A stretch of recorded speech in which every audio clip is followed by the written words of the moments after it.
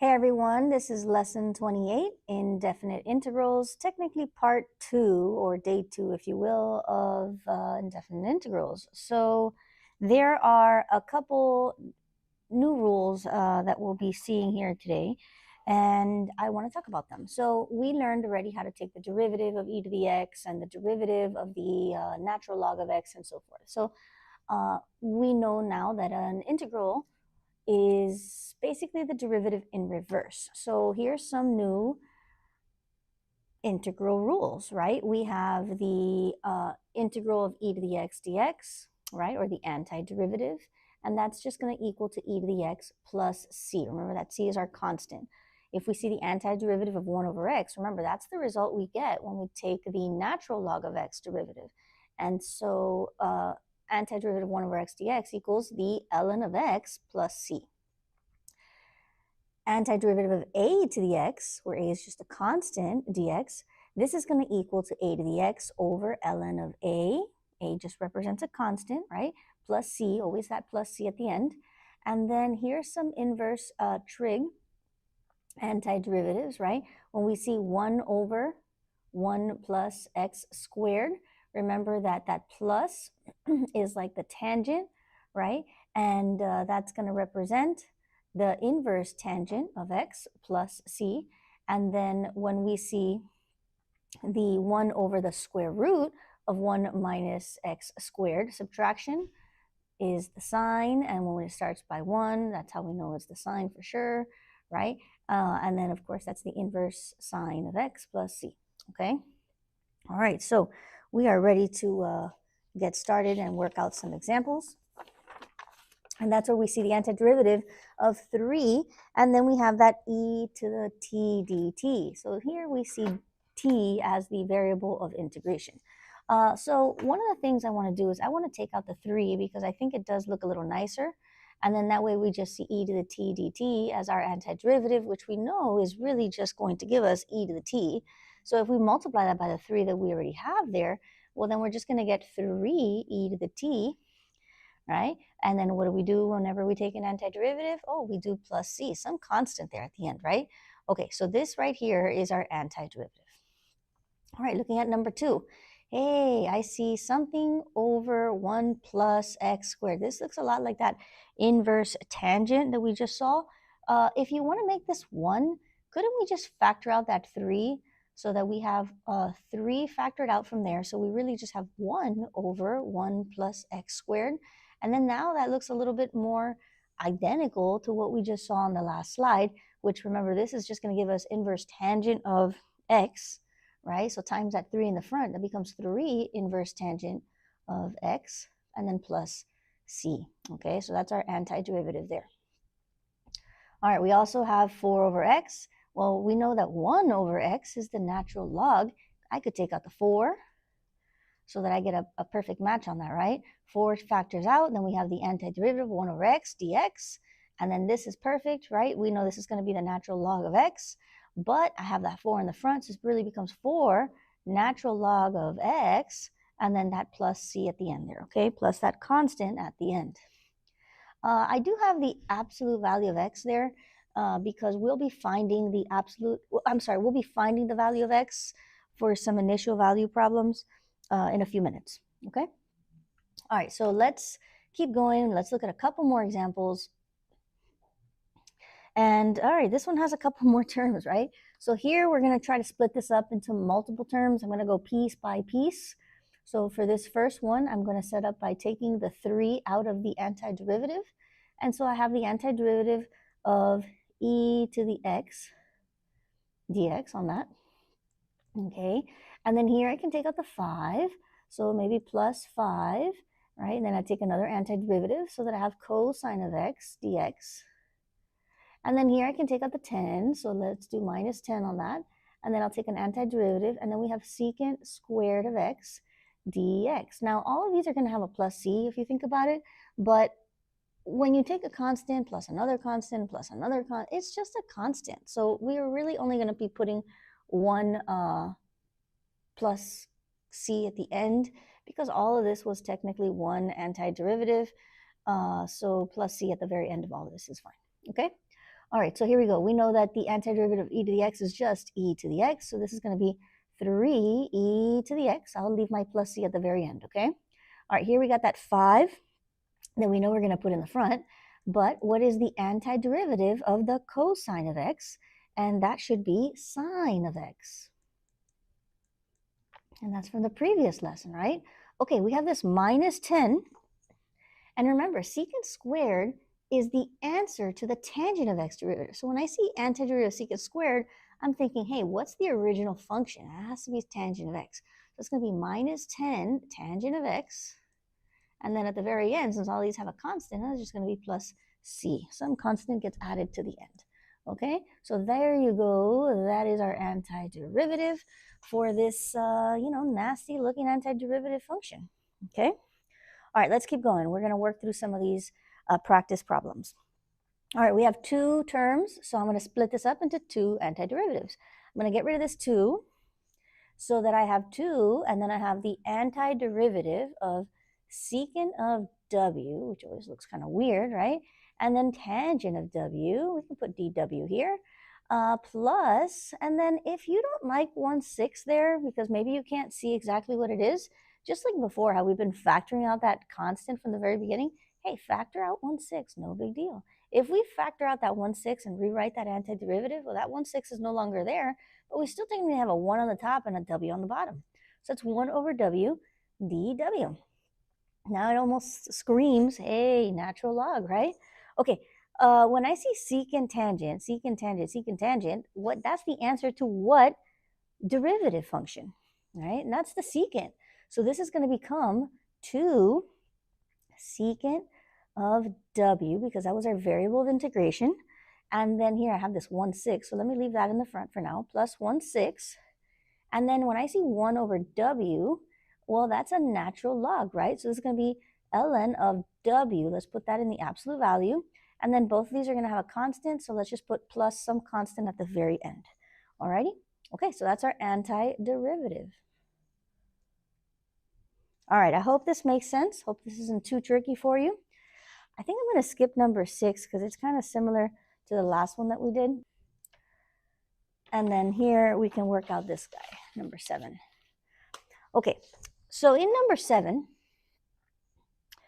we are going to have 7 minus 6 sine squared of theta over sine squared of theta.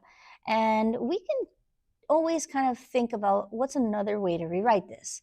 And perhaps another way to rewrite this would be the antiderivative of, let's see, I'm going to put parentheses, and I'll just put 7 over, right, 7 over this denominator, that's sine squared, right? And then also it's technically this term over this term. So let me see if this helps me a little bit. Minus 6 sine squared theta over sine squared theta. And this might look a little nicer for you because now you might see, hey, these cancel out these sine squares, okay? And now what we have is 7 over sine squared, okay? So what is 7 over sine squared? Well, there's an identity there that whenever sine is on the bottom, it means it's cosecant. So let's continue to rewrite this so that it's really just the antiderivative of 7 cosecant squared theta, and then we really just have minus 6 out of that, right? Okay, so since this is our function, I can continue to manipulate this a little bit, maybe write it as 2 different antiderivatives, right? Taking out that 7 so that we have the 7 antiderivative of cosecant squared of theta. And then we have here, I guess we'll put that d theta there, right? It would be proper notation. Minus, and then the antiderivative of 6d theta. So now this cosecant squared is the answer to some trig function, right? And that would be the cotangent function. But remember, when you take the derivative of cotangent, isn't it always going to be a negative? So we want to keep that in mind, okay? So this is really going to spit out as a negative. So let's put here negative 7 cotangent of theta, right? Minus, and then this becomes 6 theta plus c. All right, so that should be our answer there for that antiderivative. Okay, hopefully not too bad, right? Okay, there's let's see, I'm trying to look here if we've worked through all the identities so far. We've done plenty of the e to the x. We've done several of the natural log of x. We did the inverse tangent. You can imagine the inverse sine works very similar. The one we haven't done is that a to the x, right? So let's do an example with that. And here we go, right? A is just some constant. So when we have to integrate some number to the power of x, it's like an exponential function, right? This is really just going to give us a to the x, that's our numerator, right? So that's going to become 5 to the x over the natural log of a. So that's really just over ln of a. Now, I don't need to put absolute value of 5 because I can see here 5 is in fact positive, right? Okay, so I'm good on that. So let's put plus c here and call it a day, right? Okay, so you can see these work kind of nice. Not too bad. All right, so now we've made it to these initial value problems. You're going to see these on FRQs. You're going to see these on MCQs. And these are really, really, really important, okay? We're going to come back to them in more applications when we get all the way to lesson 42, right? Which means we're almost done with the entire curriculum. But, you know, let's start wetting our feet with what is this initial value problem? Okay, so the first thing I notice is that I'm given the derivative, f prime of x, right? I'm also given some initial value, and that's this thing right here, okay? What's an initial value? Well, it means that with the original f function, we're given a point, right? 0, 15. When x is 0, y is 15. But this is really only good for the initial value, which means for the f function, not for the f prime function. Well, how do we change out f prime to bring it to the f function? And that's by integrating, right? It's the reverse of a derivative. So if we actually integrate this side of the equation, well, then I'd have to integrate this side of the equation because we can do whatever we want to an equation as long as we do it to both sides, right? So if I integrate both sides of this equation, right, now this variable of integration would technically be dx. The integral of f prime is going to give me f of x. All right, so that's really important. And then now we're going to use our power rule and some other rules to integrate this. Well, I need to add 1 to this exponent. Let's do this in slow motion. And then divide by that number. So plus 1 would make this power of 4. And let's divide by that number. So that becomes 4. Minus, this becomes 9x. Okay, here we have this 2. You can imagine if we're like, if we want to split it up, we do something like this, right? And then 2 comes onto the outside there. But when do we get sine of x when we take a derivative, right? We're going backwards. So we get sine of x with the cosine function, but because the cosine function is one of the 3 c's, this really spits out a negative, okay? So this is going to become minus 2 cosine of x. So remember, memorizing those trig derivatives and also the antiderivatives is really important, which really just go backwards. Okay, so minus 2 cosine of x we said here. And again, this 7 is going to be there, so that's plus 7, and then just e to the x. Okay, what am I missing in this antiderivative? Oh, every antiderivative has a plus c, right? When it's an indefinite integral. Indefinite integrals, again, means that there's no lower limit and no upper limit.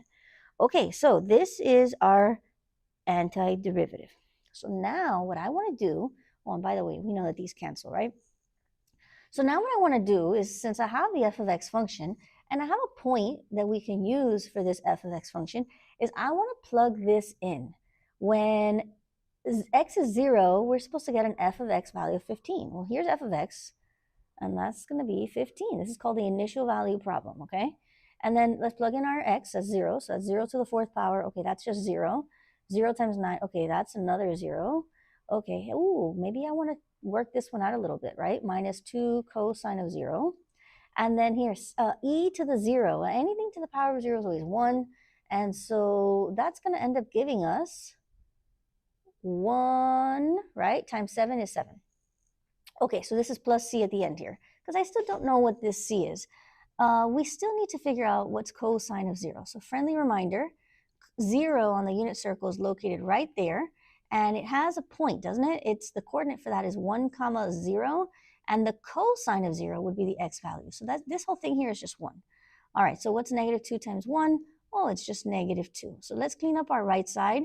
We still have 15 equals 2, but let's see, 0, 0. This becomes negative 2 plus 7, right? And then plus c. Okay, well, what's negative 2 plus 7? Oh, we know that that's 5, right? Okay, so we get 15 equals to 5 plus c. Hey, do you think maybe I could solve for c here? Yeah, that's the goal. That's why we do this initial value problem.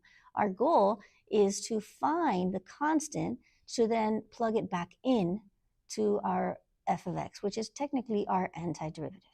Okay, anyway, let's do minus 5 on both sides. This gives us 10. 10 is our constant. And once we know what that constant is, let's plug it right back into that f of x function. Remember that f of x is technically the antiderivative, right? So this is going to give us x to the fourth minus 9x minus 2 cosine of x plus 7e to the x, and then our constant we said is 10, so plus 10. All right, so I mentioned to you that this could be, this is our answer, by the way, but I mentioned to you that this could be on the FRQs. So how could you get points?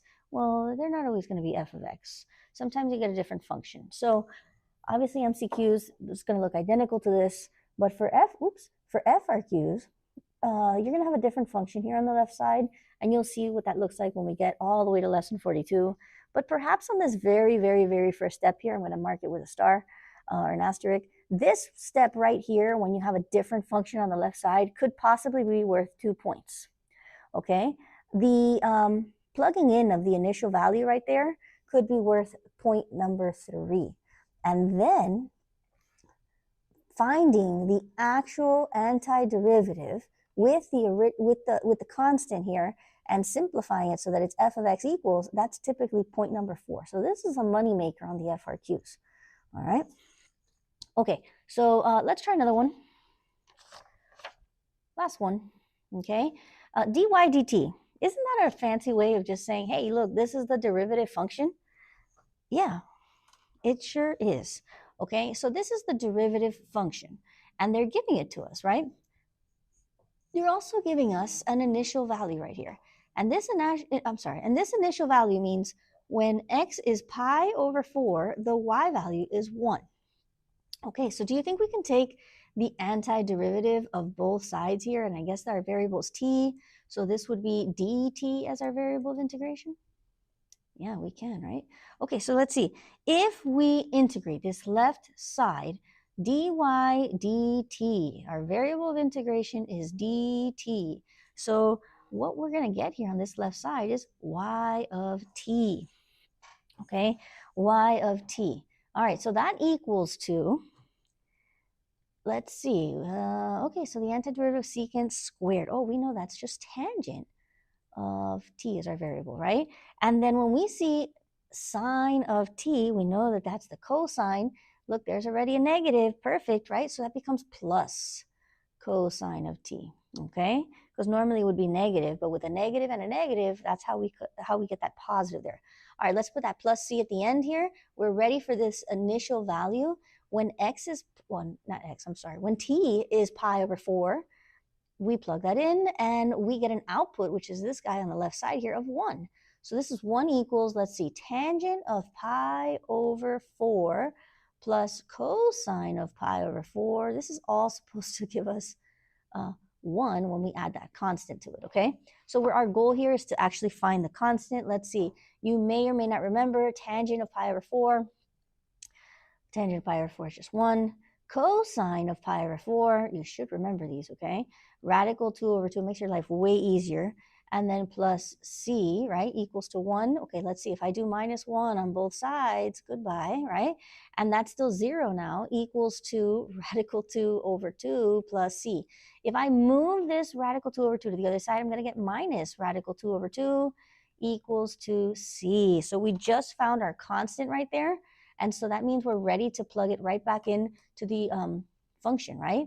So this would be y of t equals to tangent of t plus cosine of t. And all I need to replace here is that c value, which we just found to be minus radical 2 over 2. Okay, this is our final answer. And this, again, pops out in your MCQs, also comes out in your FRQ. So whenever you see this here, right? But you see a derivative function given, but you see an initial value, meaning from the original function, you're going backwards. You're trying to find the original function. So you do that by taking an antiderivative of both sides, and then you're finding the C value and you're working methodically, step by step, because if it comes out in an FRQ, step by step is how you get to your points, okay? All right, so I hope that wasn't too bad. That wraps up lesson 28. And all right, enjoy.